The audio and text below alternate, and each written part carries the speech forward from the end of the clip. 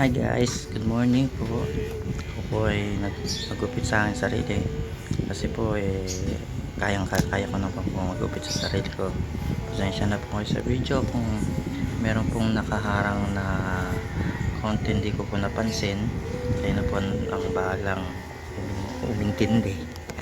Salamat po guys sa followers ko na patuloy na nagla-like and share at comment po. So ito po yung ginagamit kong clipper is creme at wall. Ako po ay nagugupit ng aking sarili para less na rin po, less oras kasi po may busy na lagi. So ang ginupit ko po sa aking sarili ay pa-mushroom po siya, drop mushroom po ang tawag ko dyan, na may pagka faded at semi army cut, 4x8 po.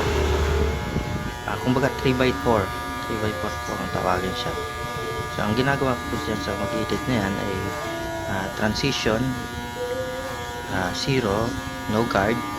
Ang aking wall, clipper wall, ay ginamitan ko po ng electric, kisaksak po siya. At kinakapakan ko, nakikita niyo po, kinakapakan po yung likod para malaman ko kung hanggang saan po ang inabot ng kanyang nipis. So tinitingnan ko po ang bawat side kung ito po ay pantay. So nagkaroon po muna ako ng line para malaman ko kung dun siya, pag nagkaroon na po ng blending ay madali ko na po siyang i-blend. Ito nga po, ako nga po pala ay dito sa Ibis Bukid, Malinta, naka-shop. Ang barbershop ko po ay Jeff Barbershop. Biglang gwapo, sana all. Puti ang aking pagkakapudpod ng aking gupit, at nahanap ko po dyan yung number 2 guard para po ma-blend ko po ang nipis ng aking upper head cutting, haircut. And hindi ko nga makita kung nasaan. Kala ko nalaglag, kala ko nawala. Nahanap ko po at lagi ko nakikita yung number 3 guard. Hindi naman yung kailangan ko po ay number 2 na guard para po ma-blend ko po na maayos. Then pababa po yan to 1.5, then 0. Kaya yan po, nakita ko na po siya.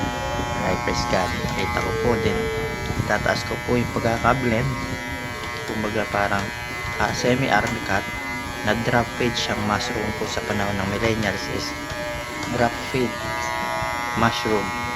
Pero kung 90s ka, may maan mo siya na army cut or 4x8. Sa ngayon ho, medyo pangit pa po yung gupit na yan kasi hindi pa po natin nakikita yung pinaka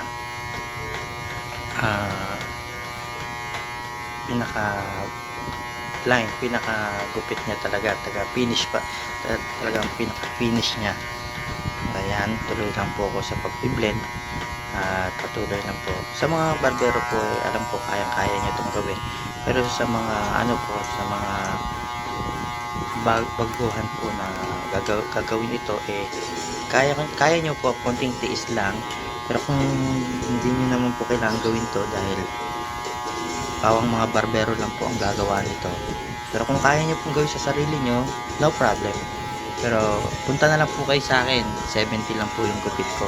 Punta na lang po kayo para mas maganda at mas maayos po yung gupit. Once a month or twice a month po kayo magpagupit, it's less 70 pesos for 1 month is hindi na po masama. Kaya ayan po, tuloy po tayo. Patuloy po ako nagbe-blend.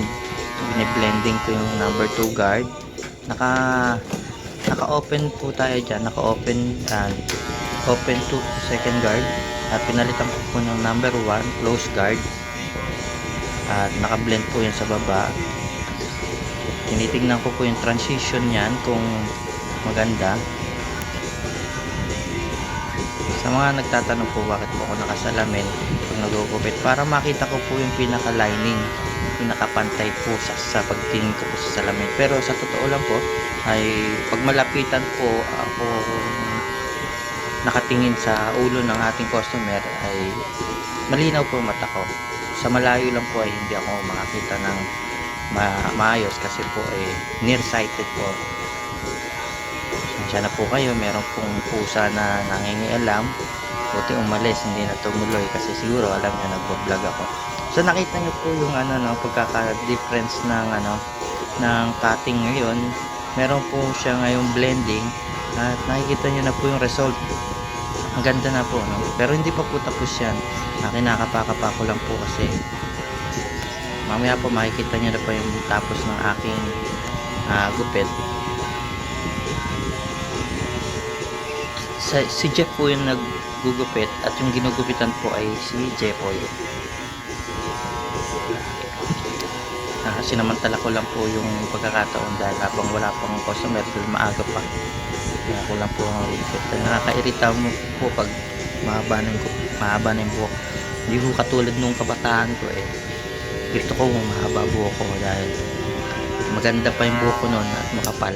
Ngayon po medyo napupunta na sa north. Pa-north na po eh. Hindi na po sa south. Pa-north na. Pero numinipis na po. Sabi nila, meron naman daw nabibili na hair grower o pampakapal ng buhok. Pero na-try ko na po yung ilang beses eh parang wala naman nagbago. Kaya ang ginawa ko is tinigil ko na lang. Hindi ko na lang tinuloy. Kung ninipis siya, kung makakalbo siya, okay lang. Wala naman ako magagawa. May edad naman po na ako.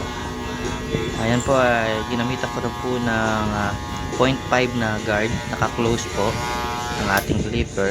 Then kinapaka-pak po at sinuklay ko kung okay po yung aking buhok sa taas, pantay po ba siya o babawasan ko po. Hindi naman na okay naman po siguro kahit hindi nabawasan, basta malinis lang po yung gilid.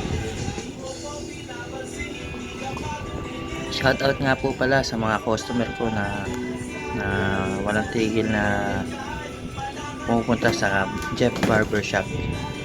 Saan man po kayo ay mag-ingat po kayo at lagi po kayong nagdadasal. So yan po, tinignan ko na po yung likuran kung hanggang saan ko po na transition yung inabot ng pagkakapudpod at yung blending sa likod. Chinecheck ko po mabuti kung ano pong dapat gawin, kung pantay po ba o hindi. Yan lang po ang ginagawa natin para tayo po ay makapaggupit na okay. Medyo mataba na rin po pala ang bato ko, no? Yan, nakita ko. Ayan, pinagpagan ko na po at para pinagpagan na po ni Jeff, mga kabarbero, ang kanyang client na si Jeffoy. Joke lang po. So yan po ay pinapagpagan para makita natin kung hanggang saan po yung makapal pa or part na medyo maitim pa. Ibig sabihin po nun may makapal pa pong buhok.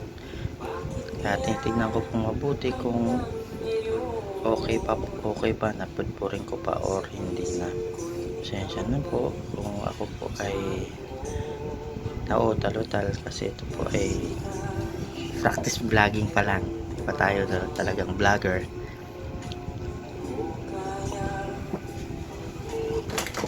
Today is Saturday.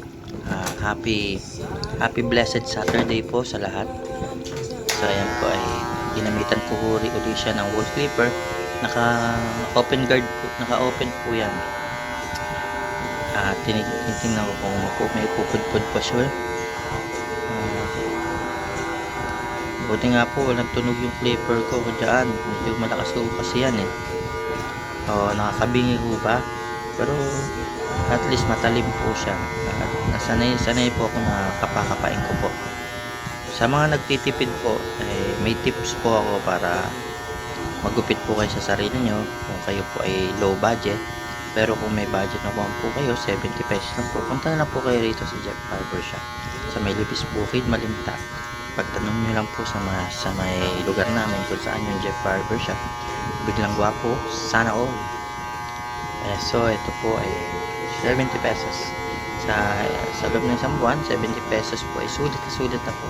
At tanong nyo na lang po dyan sa taga-summit kung saan ako matatagpuan. At kilala naman po ako sa lugar namin bilang manggugupit ng buhok. At tingnan ko pa po uli kung ano. So, panoorin nyo na lang po yung mga next video ko. At huwag po kayong magsawa na mag-like and share or comment. Mag-comment po kayo kung ano po yung gusto nyong concern tungkol sa aking paggugupit. Salamat po and God bless. Bye-bye. Happy tayo.